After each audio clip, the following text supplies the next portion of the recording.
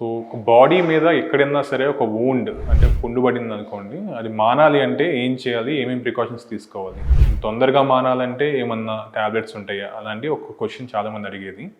అయితే అసలు పుండు మానాలి అంటే కొన్ని ఫ్యాక్టర్స్ ఉంటాయి, హీలింగ్ ఫ్యాక్టర్స్ అంటాం.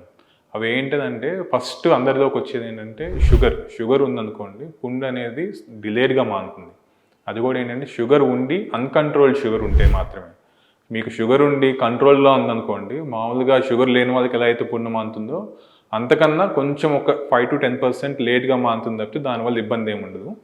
అన్కంట్రోల్డ్ షుగర్స్ ఉన్న వాళ్ళలో మాత్రం చాలా డిలేడ్గా వూండ్ హీలింగ్ ఉంటుంది అండ్ హీలింగ్ కూడా సరిగ్గా అవ్వదు అనమాట. అయితే సెకండ్ ఫ్యాక్టర్ వచ్చేటప్పటికి న్యూట్రిషన్ అండి. న్యూట్రిషన్ ఇప్పుడు ఎలా అంటే, మీరు ఇప్పుడు నార్మల్గా పుండు ఉంది, మీరు న్యూట్రిషన్ సరిగ్గా తీసుకోవట్లేదు, మీ బాడీలో ప్రోటీన్ కంటెంట్ తక్కువ ఉంది, వీళ్ళలో ఏంటంటే పుండు మానటం అనేది చాలా ఇబ్బందిగా ఉంటుంది, చాలా టైం పడుతుంది అండ్ పుండు నుంచి నీరు వస్తూనే ఉంటుంది. అది సెకండ్ ఫ్యాక్టర్. థర్డ్ ఫ్యాక్టర్ ఏంటంటే సరౌండింగ్ ఎలా ఉంది అనేది ఇంపార్టెంట్. అంటే ఇప్పుడు మీకు కాలు మీద పుండు ఉంది, మీరు కంటిన్యూస్గా వాక్ చేస్తున్నారు, సో దానికి హీల్ అయ్యే టైం ఇవ్వట్లేదు, దానికి హీల్ అయ్యే ఛాన్స్ ఇవ్వట్లేదు, సో రెస్ట్ ఇవ్వాలన్నమాట.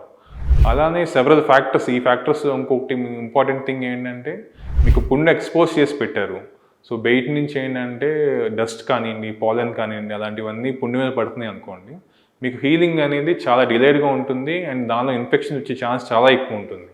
సో ఇలా ఫ్యాక్టర్స్ తీసుకుంటూ ఉంటే వీటిలో మెయిన్ ఇష్యూస్ వచ్చేది అందరిలో ఏంటంటే డయాబెటిక్స్ అండ్ అల్సర్స్ ఉన్న వాళ్ళు, వీనస్ అల్సర్స్ ఉంటాం. అంటే ఏంటంటే వీనస్ బ్లడ్ కిందకి వెళ్ళి కాళ్ళల్లోకి వెళ్ళి కాళ్ళల్లో ఆక్సిజనేటెడ్ బ్లడ్ సప్లై చేయకుండా డిఆక్సిజనేటెడ్ బ్లడ్, అంటే ఆక్సిజన్ లేని బ్లడ్ అక్కడ ఉండిపోవటం వల్ల వచ్చే అల్సర్ని వీనస్ అల్సర్ అంటాం. వాళ్ళల్లో ఏంటంటే మీరు కొన్ని సర్టెన్ ప్రోటోకాల్స్ ఉంటాయి, అవి ఫాలో అవ్వకుండా నార్మల్ డ్రెస్సింగ్స్ చేస్తూ ఉంటే ఎప్పటికీ పుండు మానదు. సో ఈ ఫ్యాక్టర్స్ అన్నీ మనం ఒకే ఏరియాలో చూసుకుని వీటిలో ఏది ఉంది ఏది లేదు అనే దాన్ని బట్టి మనం అడ్రస్ చేసుకుంటూ వెళ్తేనే వూండ్ హీలింగ్ అనేది ఫాస్ట్గా ఉంటుంది. రెండోది, మీరు వూండ్ అనేది ఎప్పుడు అయినా సరే స్టెరైల్గా చూడాలి. దాన్ని వూండ్ క్లీన్ చేసుకోవటం, దాన్ని జాగ్రత్తగా కవర్ చేసి పెట్టుకోవటం అండ్ దాని మీద ఏమన్నా ఆయింట్మెంట్స్, టాపికల్ ఆయింట్మెంట్స్ అప్లై చేయటం, ఇవన్నీ రెగ్యులర్గా చేస్తూ ఉంటేనే హీలింగ్ అనేది ఫాస్ట్గా ఉంటుంది.